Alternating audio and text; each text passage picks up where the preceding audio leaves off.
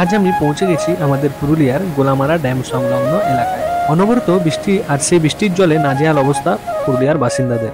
মঙ্গলবার রাত থেকে একটানা বৃষ্টি হয়ে চলেছে পুরুলিয়া ও বাঁকুড়া সংলগ্ন অঞ্চলে। বহু রাস্তা ইতিমধ্যে জলের তলায়। অতিবৃষ্টির কারণে পুরুলিয়ার গোলামারা ড্যাম জলে ভরে গেছে।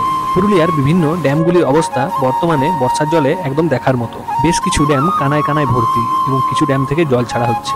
বর্ষার জলে গোলামারা ড্যামের সৌন্দর্য জাস্ট অসাধারণ। বৃষ্টির জলে পুরো ড্যাম একদম ভরে গেছে, যা অতি অবশ্যই পর্যটকদের একদম মুগ্ধ করে তুলবে। সবুজ প্রকৃতি এবং জলাধারার মিলন এক শান্ত ও স্নিগ্ধ পরিবেশ তৈরি হয়ে উঠেছে। বর্ষার সময় ড্যামগুলির সৌন্দর্য আরও বৃদ্ধি পায়। যখন ড্যামের উপর দিয়ে জল উপচে পড়ে তখন এক মনোমুগ্ধকর দৃশ্য তৈরি হয়। চারপাশে সবুজ প্রকৃতি এবং মেঘে ঢাকা আকাশ এই দৃশ্যকে আরও আকর্ষণীয় করে তোলে। পুরুলিয়ার মতো জেলা যেখানে সবুজ প্রকৃতি এবং পাথুরে ভূমি রয়েছে, সেখানে বর্ষাকালে ড্যামগুলি এক বিশেষ আকর্ষণ তৈরি করে। বর্ষাকালে ড্যামের কাছাকাছি গেলে পর্যটকদের কিছু জিনিস অতি অবশ্যই মনে রাখতে হবে। বৃষ্টির কারণে রাস্তা পিচ্ছিল হতে পারে, তাই সাবধানে চলাফেরা করুন। বৃষ্টির কারণে জলস্তর বাড়তে পারে, তাই ড্যামের কাছাকাছি যাওয়ার সময় সতর্ক থাকুন। আপনারা ইতিমধ্যেই পুরুলিয়ার কোন কোন ড্যাম ঘুরে দেখেছেন কমেন্টে জানাতে ভুলবেন না কিন্তু।